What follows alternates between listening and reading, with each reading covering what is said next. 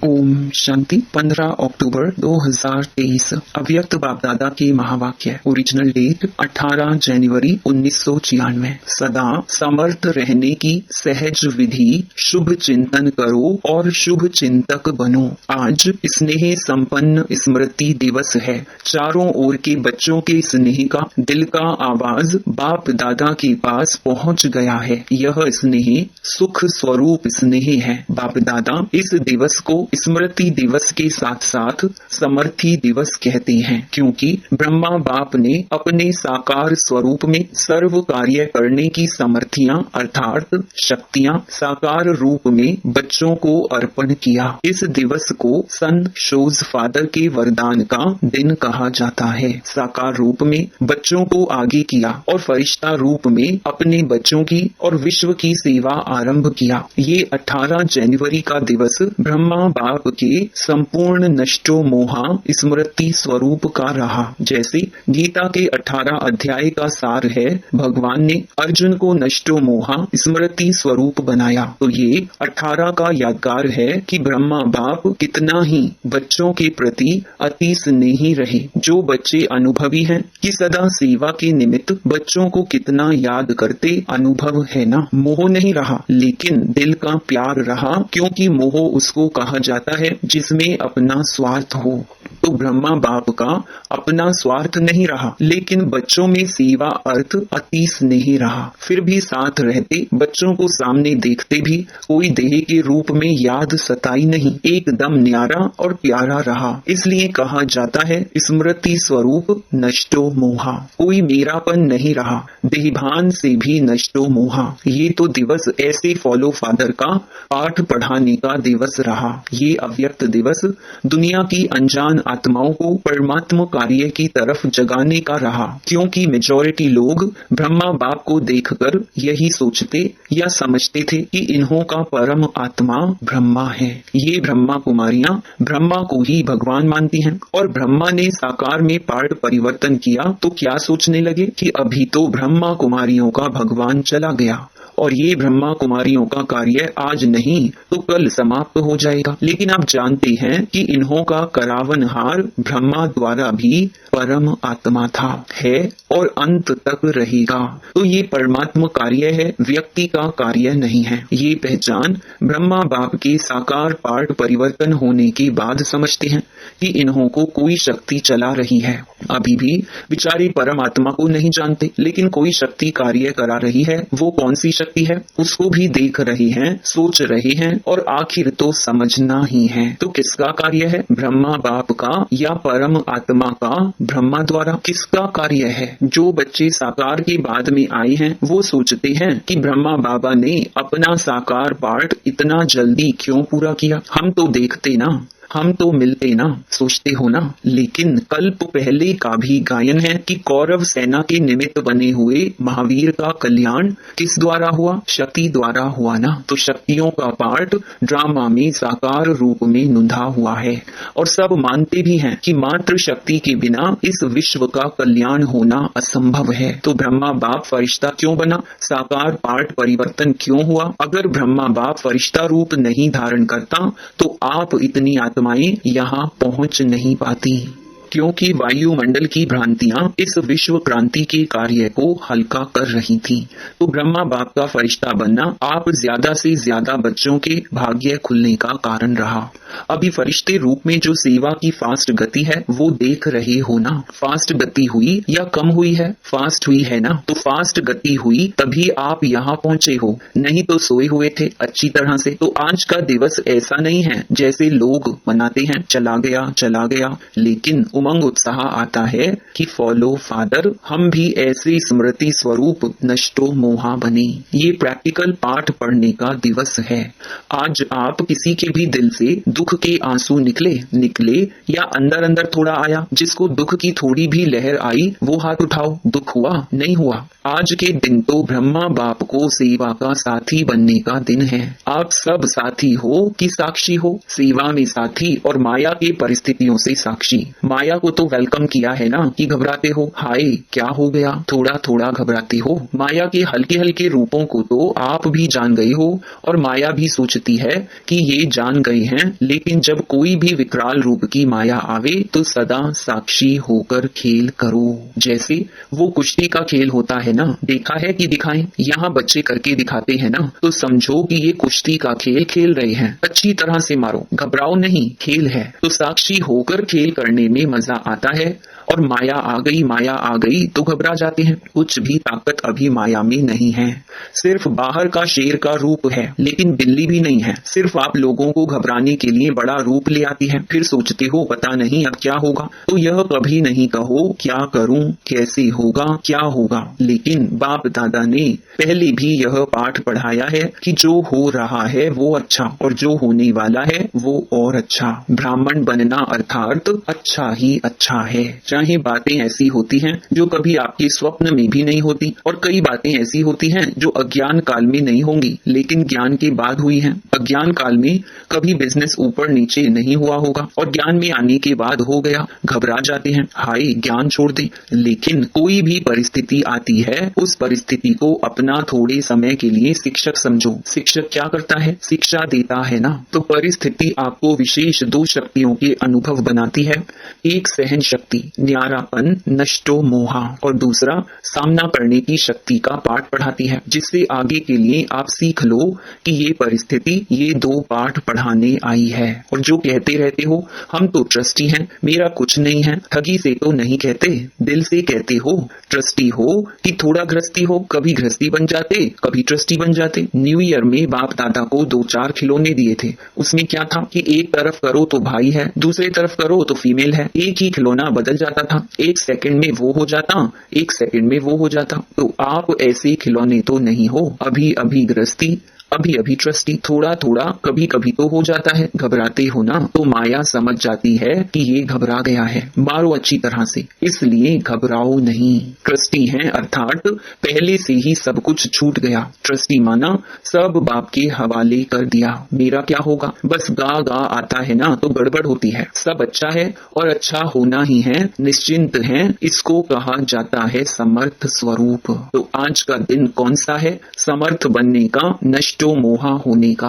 सिर्फ बाबा बहुत याद आए गीत गाने का नहीं है। तो ब्रह्मा बाप का फरिश्ता रूप होना ड्रामा में परमात्म कार्य को प्रत्यक्ष करने का निमित्त कारण बना। ब्रह्मा बाबा है या है नहीं है, दिखाई तो देता नहीं। देखो आप जो पीछे आए हो वो तो बहुत लकी हो। क्यों, अभी सेवा के बने बनाए साधनों के समय पर आए। मक्खन निकाला 60 वर्ष वालों ने, और मक्खन खाने वाले आप आ गए। आज हिस्ट्री सुनी होगी ना, इतनी मेहनत आप करते तो भाग जाते। और वर्तमान समय सेवा का वायुमंडल बना हुआ है। अभी चाहे प्रेसिडेंट है, चाहे प्राइम मिनिस्टर है, चाहे कोई भी नेता है, मेजॉरिटी ये तो मानते हैं ना कि कार्य अच्छा है।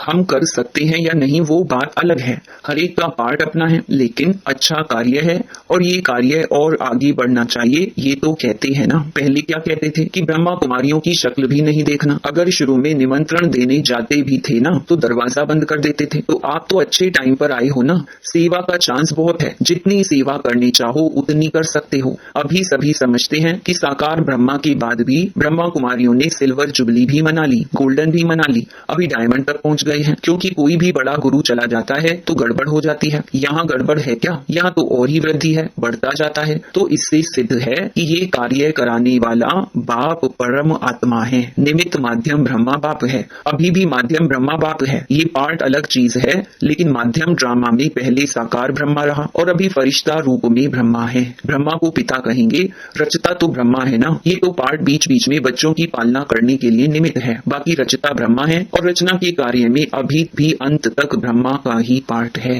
तो आज सारे दिन में किसके पास माया आई, कोई पोत्रा धोत्रा याद नहीं आया। तो सदा ऐसे समर्थ रहो, और इसकी सबसे सहज विधि है 2 शब्द याद रखो। 2 शब्द याद रह सकते हैं ना, सारी मुरली भूल जाएं, लेकिन 2 शब्द याद रखो और प्रैक्टिकल में करते चलो।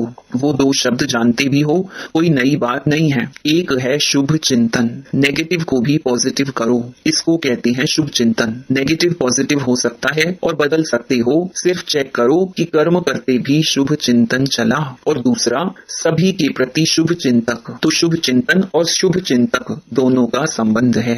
अगर शुभ चिंतन नहीं है तो शुभ चिंतक भी नहीं बन सकते। इसलिए इन दो बातों का अटेंशन रखना। समझा? क्या करेंगे?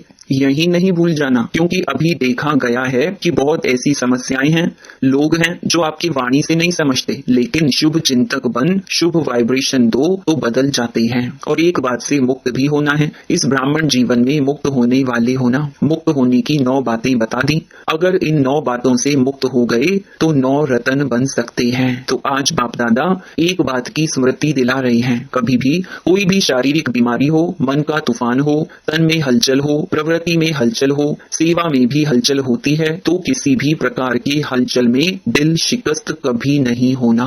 बड़ी दिल वाले बनो। बाप की दिल कितनी है? छोटी है क्या? बाप बड़ी दिल वाले हैं और बच्चे छोटी दिल कर देते हैं। बीमार हो गए तो रोना शुरू कर देंगे, दर्द हो गया तो दिल शिकस्त होना दवाई है। बीमारी चली जाएगी कि बढ़ेगी? जब हिसाब किताब आ गया, दर्द आ गया तो हिसाब किताब आ गया ना। लेकिन दिल शिकस्त से बीमारी को बढ़ा देते हो। इसलिए हिम्मत वाले बनो तो बाप भी मददगार बनेंगे। ऐसे नहीं रो रहे हैं, हाय क्या करूं, और फिर सोचो कि बाबा की तो मदद है ही नहीं। मदद उसको मिलती है जो हिम्मत रखते हैं। पहले बच्चे की हिम्मत, फिर बाप की मदद है। तो हिम्मत तो हार ली और सोचने लगते हो कि बाप की मदद तो मिली नहीं, बाबा भी टाइम पर तो करता ही नहीं है। तो आधे अक्षर याद नहीं करो, बाबा मददगार है, लेकिन किसका? तो आधा भूल जाते हो और आधा याद करते हो कि बाबा भी पता नहीं महारतियों को ही करता है, हमको तो करता ही नहीं है, हमको तो देता ही नहीं है। पहले आप महारथी पीछे। लेकिन दिल शिकस्त नहीं बनो। और मन में अगर कोई उलझन आ भी जाती है तो ऐसे समय पर निर्णय शक्ति चाहिए, और निर्णय शक्ति तब आ सकती है जब आपका मन बाप की तरफ होगा। अगर अपने उलझन में होंगे तो हाँ ना इसी उलझन में रह जाएंगे। इसलिए मन से भी दिल शिकस्त नहीं बनो। और धन भी नीचे ऊपर होता है। जब करोड़पतियों का ही नीचे ऊपर होता है तो आप लोग उसके आगे क्या हो? वो तो होना ही है। लेकिन आप लोगों को निश्चय पक्का है कि जो बाप के साथी हैं, सच्चे हैं, तो कैसी भी हालत में बाप दादा दाल रोटी जरूर खिलाएगा। 2 सब्जी नहीं खिलाएगा, दाल रोटी खिलाएगा। लेकिन ऐसे नहीं करना कि काम से थक करके बैठ जाओ और कहो बाबा दाल रोटी खिलाएगा। ऐसे अलबेली या आलस्य वाले को नहीं मिलेगा। बाकी सच्ची दिल पर साहिब राजी है। और परिवार में भी खिटखिट तो होनी है।